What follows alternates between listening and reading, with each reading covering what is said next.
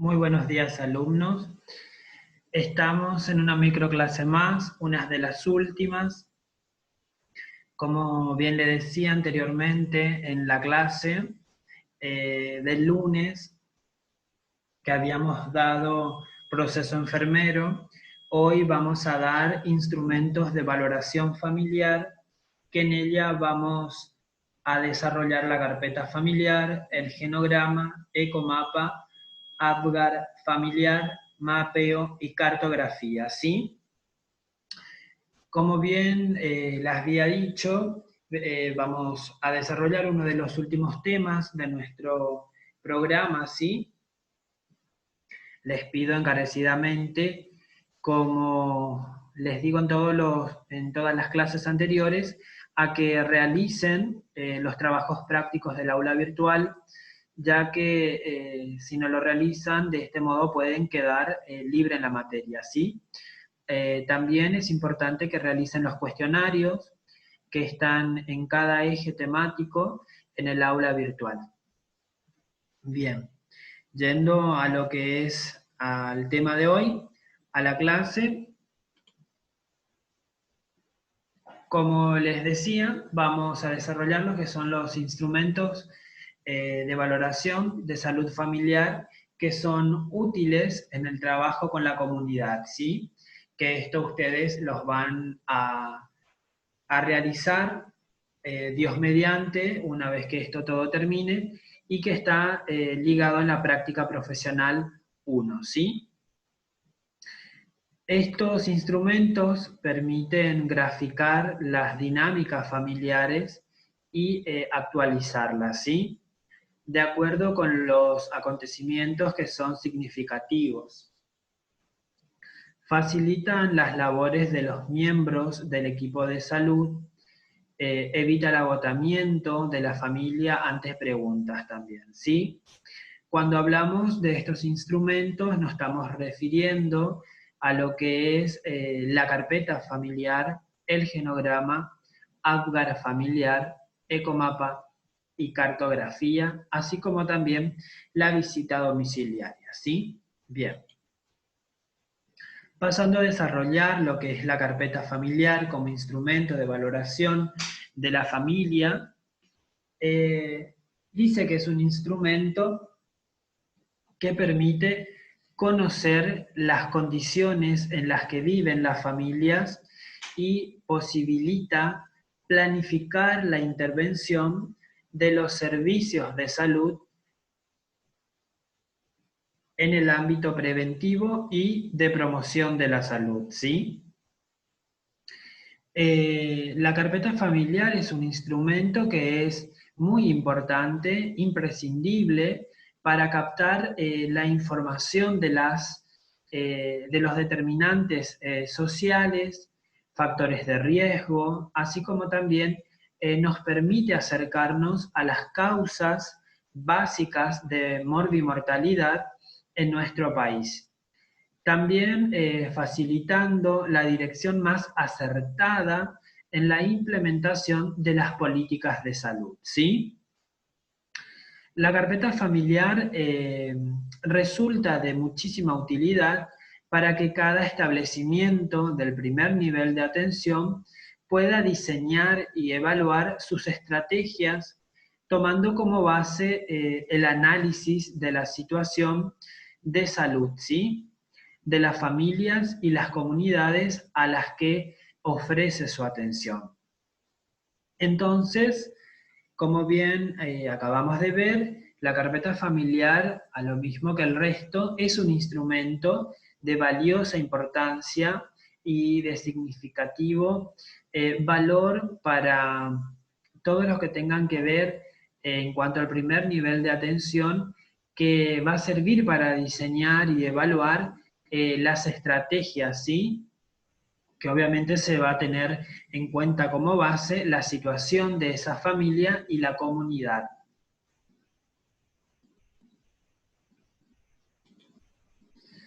Muy bien. Si nos preguntamos para qué sirve la carpeta familiar como instrumento de valoración de la familia en la comunidad, estas son algunas de las respuestas, ¿sí?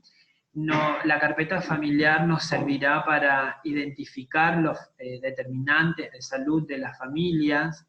También nos va a servir para identificar riesgos biológicos, identificar causas de morbilidad, mortalidad de las familias y las comunidades, así como también realizar educación para la salud con las personas, la familia y la comunidad. También nos permite planificar las visitas domiciliarias del equipo de salud en base a las prioridades, ¿sí?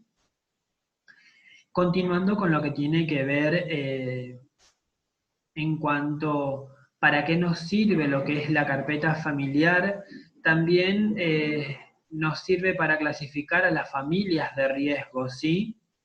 También para realizar seguimiento a miembros de la familia con problemas de salud, así como también para mejorar la calidad y oportunidad de la atención, elaborar el plan estratégico de salud y de la familia, la persona y la comunidad, así como también de establecer todo lo que tenga que ver con el sistema de referencia y contrarreferencia, ¿sí?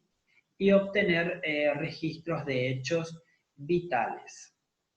Entonces, como podemos apreciar, es de suma importancia realizar la carpeta familiar en cuanto a la utilidad que le podemos dar, ¿sí?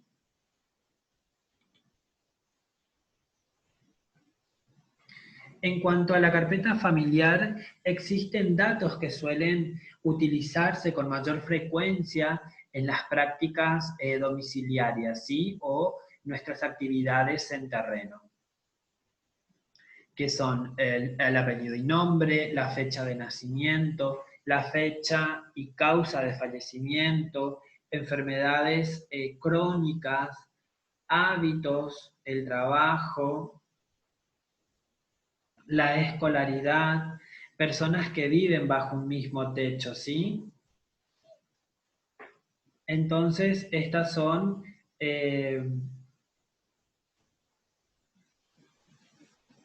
estos son, como les decía, los datos que se utilizan con mayor frecuencia en la práctica en cuanto a lo que es a la carpeta familiar como un instrumento de valoración, ¿sí? Bien, ahora vamos a pasar a otro instrumento que es el genograma, ¿sí?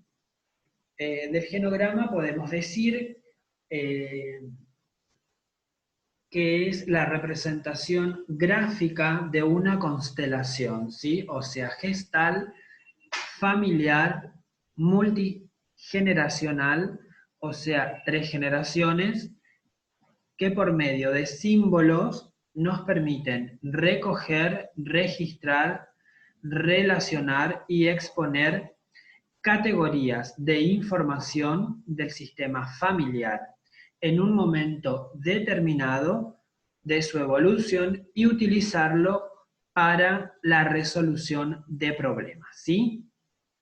Muy bien. Entonces, el genograma como instrumento de valoración familiar, que es una representación gráfica de una constelación familiar multigeneracional, nos proporciona una visión de la estructura familiar y sus interacciones a modo de fotografía, ¿sí? Nos permite ver la interpretación en forma horizontal, o sea, el ciclo vital, vertical, a través de las generaciones.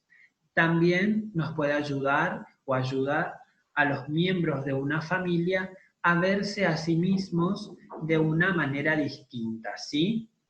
También las personas están organizadas dentro de un sistema familiar según generación, edad y sexo, ¿sí? También el genograma nos permite ver o proporcionar, mejor dicho, una visión de la estructura familiar y sus interacciones a modo de fotografía en cuanto, por ejemplo, al lugar que ocupe dentro de la estructura familiar. Esto lo que puede hacer es de influir en el funcionamiento, sus pautas de relación y el tipo de familia que forme en las siguientes generaciones, ¿sí? Muy bien. Continuando con el genograma, también lo que nos permite ver el genograma es la adaptación al ciclo vital. La familia atraviesa por diferentes fases a lo largo de la vida. La primera que podemos mencionar es cada nueva fase representa como una amenaza potencial para su organización y esta le va a requerir de múltiples esfuerzos, ¿sí? También implica conocer cambios o crisis normativas a lo largo que se está adaptando y la posibilidad del surgimiento de una asincronía en alguna de las etapas, ¿sí? Sin poder lo que es resolver todas aquellas crisis reorganizándose y siguiendo para adelante, ¿sí? Muy bien. Esto es entonces en cuanto al genograma, para qué nos sirve o qué nos posibilita apreciar o nos permite ver, ¿sí? Muy bien. Continuando con el genograma, también podemos decir, según Bowen, que nos permite o nos sirve para ver la transmisión de las pautas familiares. Las familias, dice, se repiten a sí mismas. En el genograma buscamos pautas de funcionamiento, relaciones y las estructuras, ¿sí? Que continúan o se alteran de una generación a otra. En cuanto a ayuda a rastrear el flujo de ansiedad, según Carter en 1978, en el sistema familiar. Como decíamos anteriormente, en un nivel horizontal surge de las tensiones actuales que pesan sobre la familia a medida que avanza a través del tiempo, ¿sí? Soportando los cambios inevitables, las desgracias y las transiciones en el ciclo de la vida de la familia, ¿sí? También a nivel vertical deriva de pautas de relación y funcionamiento que se transmiten históricamente, ¿sí? De una generación a otra, en especial a través del proceso del triángulo emocional. Muy bien. Continuando con los que nos permite ver o apreciar el genograma, también tenemos en cuanto a los sucesos de la vida y el funcionamiento familiar. Esto hace referencia a acontecimientos vitales estresantes que pueden estar causando una crisis y disfunciones familiares. También nos permite apreciar las situaciones recientes o pasadas de pérdidas, por ejemplo, abandonos, fallecimientos, separaciones, etc. También nos permite apreciar la coincidencia y recurrencia de fechas, edades o acontecimientos significativos, ¿sí? Así como también situaciones críticas que ocurren en una determinada época y es posible descubrir tensiones en la historia familiar que las aplican. Otras son las pautas vinculares, que son aquellas las relaciones de distancia vincular, por ejemplo, cercanía, distancia, conflicto, etc. También, bajo la tensión, dos personas tienden a atraer una tercera, estabilizando el sistema al formar la coalición, ¿sí? Muy bien. Hemos visto la importancia o para qué nos sirve el genograma como un instrumento de la representación gráfica de una constelación familiar. Crear un genograma va a suponer de 3 niveles, que es el trazado de la estructura familiar, el registro de la información sobre la familia y el delineado de las relaciones familiares. Entonces, vamos a pasar a definir y a desarrollar cada uno de estos 3 niveles. Entonces, dijimos que la construcción de un genograma va a estar supuesto de 3 niveles, ¿sí? Que el primero es el trazado de la estructura familiar. Como se puede apreciar, es la columna vertebral de un genograma, ¿sí? Es una descripción gráfica de cómo diferentes miembros de la familia están biológica y legalmente ligados entre sí de una generación a otra. Muy bien. Ahora podemos apreciar la estructura familiar. Muestra diferentes miembros de la familia, ¿sí? En relación entre cada uno, ¿sí? Muy bien. Tenemos los gráficos en cuanto a los símbolos que son de género. Este círculo es en cuanto al femenino. De no modo así, al masculino, ¿sí? Tenemos el otro símbolo de persona índice, ¿sí? Para el femenino y el masculino. En cuanto a las fechas de nacimiento y fallecimiento, tenemos de nacimiento y la de fallecimiento, ¿sí? Muy bien. Continuando con la construcción de un genograma, la primera etapa, que era la del trazado de la estructura familiar, dicen que genogramas más extensos se remontan más allá de 3 generaciones. Las figuras en el pasado distante. Esto, por lo general, no se marcan, ya que presumiblemente se van a encontrar muertas, ¿sí?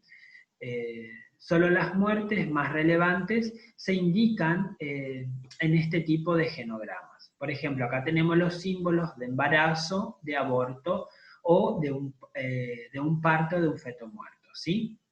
Acá tenemos el gráfico de cómo se van a establecer un embarazo y en el siguiente de un parto de un feto muerto, como bien sabíamos y habíamos visto, cómo se va a graficar para el femenino o para el masculino, ¿sí? Muy bien. En cuanto al aborto, este es el gráfico, la gráfica, ¿sí? Y aborto inducido. Muy bien. Continuamos. En cuanto al trazado de la estructura familiar, en cuanto a las conexiones, tenemos el matrimonio femenino masculino, ¿sí? Acá podemos también graficar en cuanto a los divorcios o las separaciones y divorcios, ¿sí? Por ejemplo, un hombre con varias esposas, ¿sí? O una mujer con varios maridos.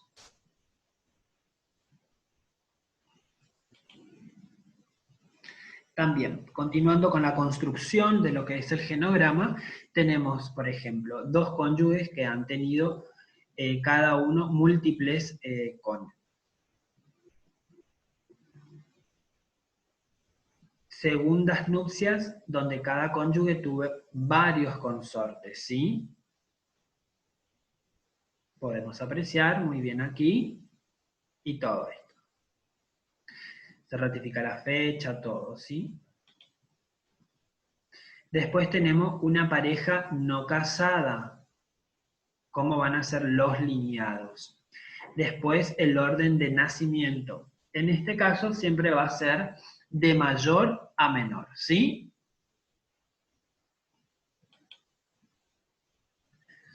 Tenemos los hijos adoptivos, cómo se representan, los hijos disigóticos, ¿sí? O homocigóticos, cómo se representan. Y acá tenemos un ejemplo de la familia nuclear de Freud, ¿sí? su relación con Marta, los hijos, los años, las fechas, ¿sí? De cada uno. Muy bien. Continuamos.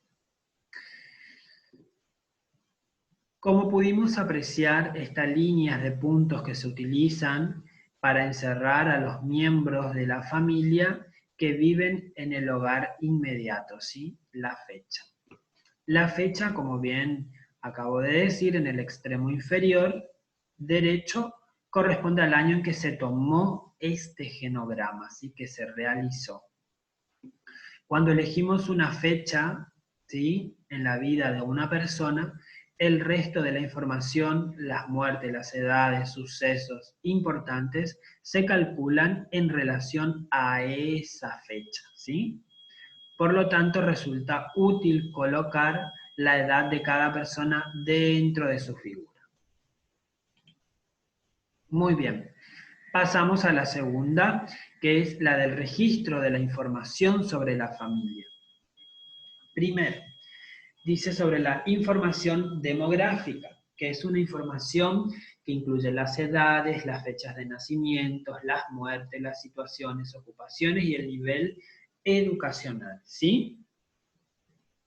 Tenemos también la información sobre el funcionamiento, que incluye los datos más o menos objetivos sobre el funcionamiento médico, emocional, de comportamiento, así como también los distintos miembros de la familia, ¿sí? Datos o signos objetivos como el ausentismo en el trabajo, pautas de alcoholismo, pueden ser indicaciones que son útiles sobre el funcionamiento de una persona que en base a los informes sobre los problemas realizados por los miembros de la familia, ¿sí? También es importante y debe incluirse signos de funcionamiento de mucho éxito y la información recogida sobre cada persona se sitúa junto a su símbolo, ¿sí? Muy bien. También tenemos los sucesos familiares críticos. Esto incluye las transiciones que son muy importantes, ¿sí? Por ejemplo, cambios de relaciones, migraciones, fracasos y éxitos. Estos dan un sentido de continuidad histórica de la familia. Los hechos críticos de la vida están registrados en el margen del genograma, o si fuera necesario en una hoja separada. Muy bien. El tercer paso es el delineado de las relaciones familiares que habíamos dicho, ¿sí?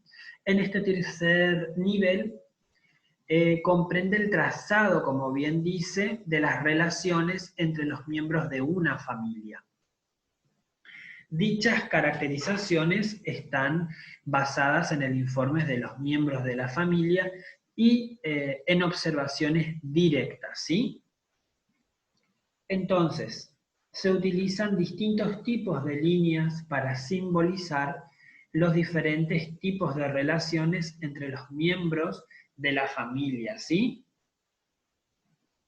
Las líneas de relación, entonces, tenemos este tipo de relación, que son los fusionados o muy unidos, fusionados y conflictivos, pobre o conflictivo, unidos, esto que significa apartados o separados, y esta línea punteada distante, ¿sí? Esto entonces son los tipos de líneas de relación. Muy bien. Hemos visto entonces cómo se confecciona un genograma y la importancia del mismo, para qué nos sirve, ¿sí? Ahora vamos a pasar a lo que es el ecomapa. Muy bien. La imagen que pueden apreciar es de Anne Hartman, ¿sí? Que fue una trabajadora social que en el año 1978 hizo dos contribuciones muy importantes relacionadas con la labor social que todavía influye en la práctica hoy en día, ¿sí? La primera contribución que Anne Hartman realizó, como les dije, en el año 1978, fue la de la introducción del ecomapa y el genograma como técnicas de dibujos sencillas que permiten a los trabajadores sociales para describir las relaciones sociales y familiares, ¿sí? Ambas pueden ser utilizados para la evaluación, la planificación y así como también la intervención. Muy bien. Continuando, seguramente ustedes se preguntarán para qué les sirve el ecomapa y qué es el ecomapa, ¿sí? Como se puede apreciar, dice que es un instrumento de complemento del genograma y una gran ayuda para la comprensión del entorno en que se desarrolla la vida de las familias, ¿sí? Su uso rutinario tiene el propósito de representar la familia y sus contactos con sus suprasistemas, es decir, con el ambiente que les rodea. ¿Para qué sirve el ecomapa? Señala las interacciones de la familia y de cada uno de sus miembros con los sistemas que lo rodean, ¿sí? También nos permite identificar posibles motivos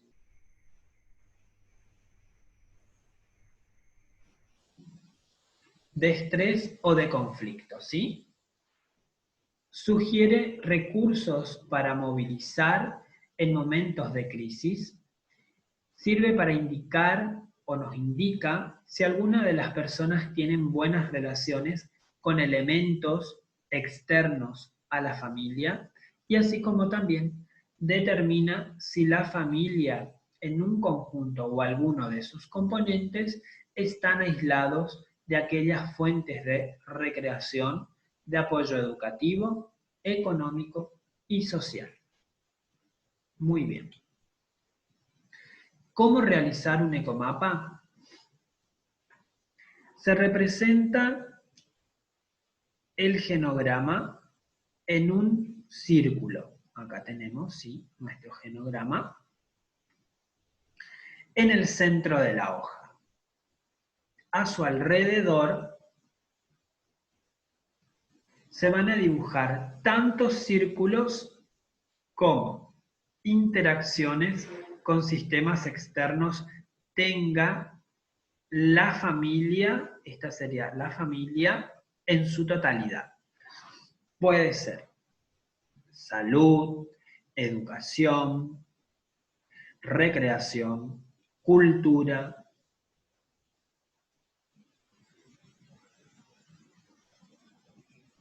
deporte, política, religión, relaciones afectivas y o sociales, laborales y familiares, ¿sí? Se establecen las conexiones a través de líneas que unen a la familia y a sus miembros con los círculos externos que dan cuenta de la naturaleza de las relaciones, ¿sí? Muy bien. Estas líneas de conexión que van a estar con la familia, representada aquí en el genograma, y con todos estos factores externos en su totalidad, el tipo de línea que vamos a encontrar son estas y que establecen la relación con cada uno o sea, cómo interactúan con estos sistemas externos, ¿sí? Tenemos los tipos de líneas que son fuertes, ¿sí? Las líneas punteadas que son tenues, las flechas que son flujos de energía y recursos. Estas son fuertes, las doble o triples líneas indican unas conexiones fuertes, como les había dicho, las punteadas son las débiles, y las líneas con trazos como estas son las estresantes o conflictivas, ¿sí? Muy bien.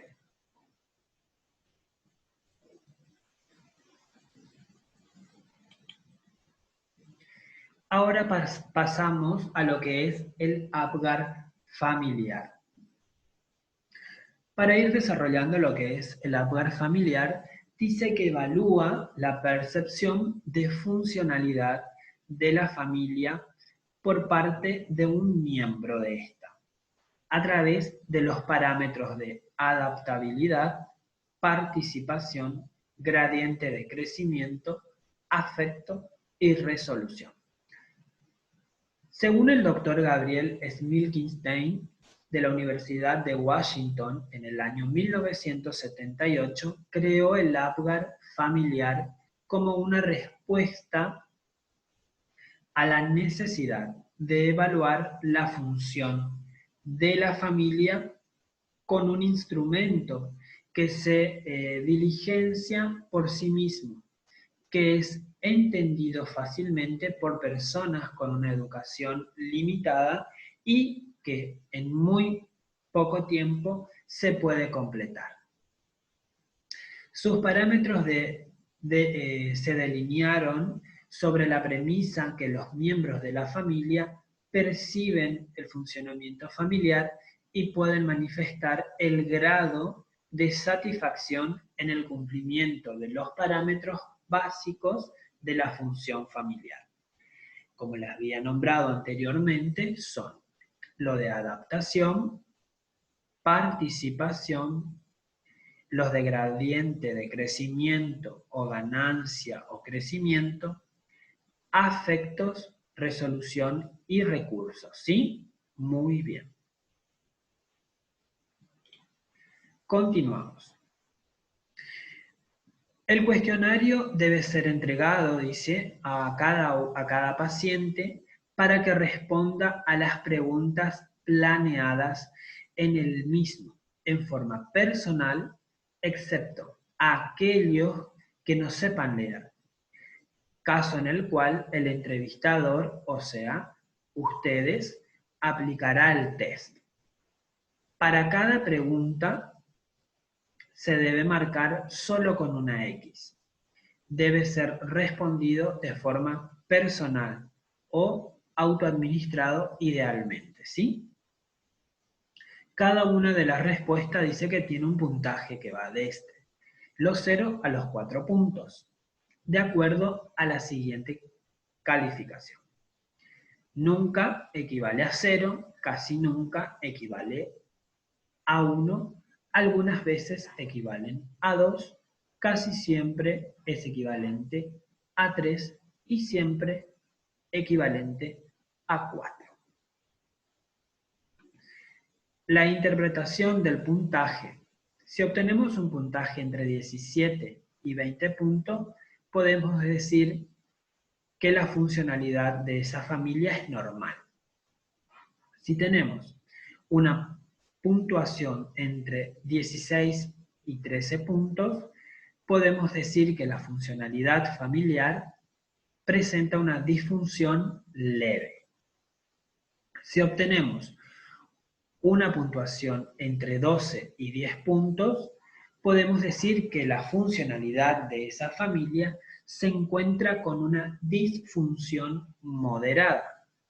No obstante, así, para aquellas puntuaciones menor o igual a 9, ya que refleja que la funcionalidad de esa familia presenta una disfunción severa.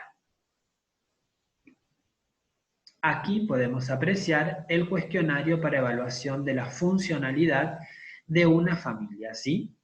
Aquí están las preguntas que se realizan, por ejemplo, ¿me satisface la ayuda que recibo de mi familia cuando tengo algún problema o necesidad?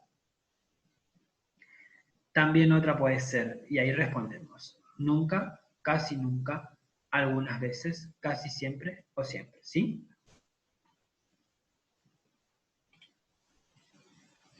Muy bien. También existe un Apgar familiar en niños. Según Austin y Hubertin, en 1989 realizaron 2 estudios en los cuales hicieron adaptaciones a las preguntas del Apgar y demostraron la validez y la confiabilidad del Apgar familiar para su uso en niños de 8 años de edad, ¿sí? El cuestionario es el siguiente, el que podemos apreciar aquí, ¿sí? Cada pregunta se evalúa sobre un valor de 0 a 2, obteniéndose al final un índice de 0 a 10. La interpretación con una puntuación de 7 a 10 puntos, podemos decir que la funcionalidad es normal. De 4 a 6 puntos tenemos una disfunción moderada. Y de 0 a 3 puntos tenemos una disfunción grave, ¿sí? Como pueden observar y apreciar, aquí cuenta con el cuadro número 2, que es el cuestionario para desarrollar, que nos va a medir obviamente en cuanto al Apgar familiar para el uso de los niños. Una de las preguntas es, cuando algo me preocupa, ¿puedo pedir ayuda a mi familia? Me gusta de manera como mi familia habla y comparte los problemas conmigo. Me gusta como mi familia y yo compartimos tiempo juntos, y así sucesivamente. En estos casos iremos colocando la numeración correspondiente a cada uno de estos ítems, ¿sí? Muy bien. Esto en cuanto entonces al Apgar familiar. Finalizado lo que hemos visto en cuanto al Apgar familiar, vamos a pasar a todo lo que tenga que ver en cuanto al mapeo y cartografía, ¿sí? Muy bien. Dice que el mapeo o mapa es la representación gráfica y convencional de una parte de un territorio. Así que es la representación que la comunidad tiene del territorio, ¿sí? La cartografía también es una herramienta que nos permite aproximar al territorio y construir un conocimiento integral de ese territorio, ¿sí?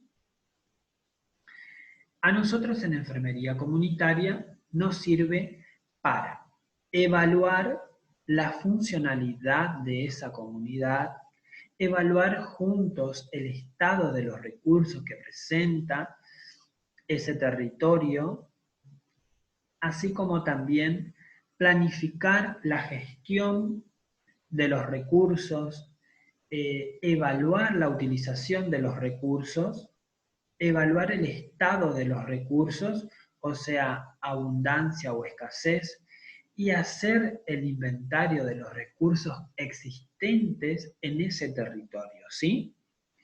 Muy bien. Para realizar un mapa comunitario, tenemos que seguir 4 pasos. El primero dice que es ubicar la comunidad sobre el mapa topográfico, o sea, donde lo vamos a realizar. El paso número 2 es ampliar el mapa para poder trabajar con más comodidad. Paso 3, ubicar los elementos correspondientes al tema del mapa. Y paso número 4, poner los elementos esenciales en el mapa, ¿sí?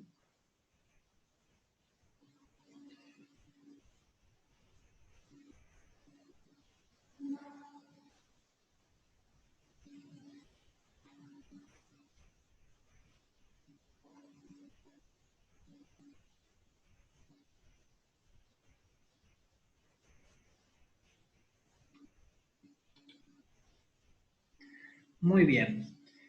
Hemos finalizado lo que es el desarrollo de todos estos instrumentos de valoración. Como bien había mencionado anteriormente, que estos diversos instrumentos de valoración nos permiten obtener una información de las familias concretas, ¿sí? De la persona, la familia y la comunidad, ¿sí? como hemos desarrollado todo lo que tenga que ver con la carpeta familiar, el genograma, el ecomapa, el APGAR familiar y por último lo que hemos visto, lo de mapeo y cartografía, ¿sí? Esto lo vamos a ver también reflejado en el cuestionario que ustedes van a realizar en la experiencia de la práctica profesional 1, que tiene una parte en la cual van a visitar diferentes centros seguramente y van a realizar sus actividades en terreno propiamente dicho. Seguramente en la próxima microclase les estaré desarrollando el cuestionario que es específico de esta cátedra que hemos realizado en conjunto con los profesionales, con el director de la carrera y en conjunto también con la licenciada Ponce Guillermina, que van a estar con ella en la práctica profesional 1, ¿sí? Para ir finalizando, como siempre les dejo a manera de reflexión, esto es, hemos visto que en evidencia queda cada uno de los instrumentos mediante los cuales podemos valorar la dinámica o la funcionalidad de una familia. La pregunta es, ¿por qué ustedes consideran que es de vital importancia conocerla y saber aplicarlas? Muchísimas gracias por su atención. Espero que esta microclase también haya sido de su agrado y hayan logrado comprender y entender el desarrollo de estos temas. Esta es la bibliografía consultada, en la cual igual les voy a dejar material de lectura, como siempre en el aula virtual, correspondiente a cada tema, para que puedan ampliar, ¿sí? Nuevamente les recuerdo que es importante que realicen todos los trabajos prácticos que se encuentran en el aula virtual para obtener obviamente una nota y así evitar que puedan quedar libres en la materia, ¿sí? También los cuestionarios es muy importante que los puedan realizar, ya que los va a orientar de manera importante para futuros exámenes que se puedan realizar, ¿sí? Desde ya, obviamente estamos trabajando con la virtualidad, que es nuestro único medio de estar conectados, y como siempre les digo, ante cualquier consulta o duda que tengan, me los pueden realizar, que lo estaré contestando lo antes posible. Yo trabajo por la tarde, así que de 1 a 21 a 22 horas, generalmente no entro al aula virtual los días, exceptuando que tenga franco, así que lo estaré, como les digo, tratando de responder en la mayor brevedad posible. Bueno, muchísimas gracias por su atención y nos estamos encontrando seguramente en en las siguientes microclases, ¿sí? Que tengan un excelente fin de semana.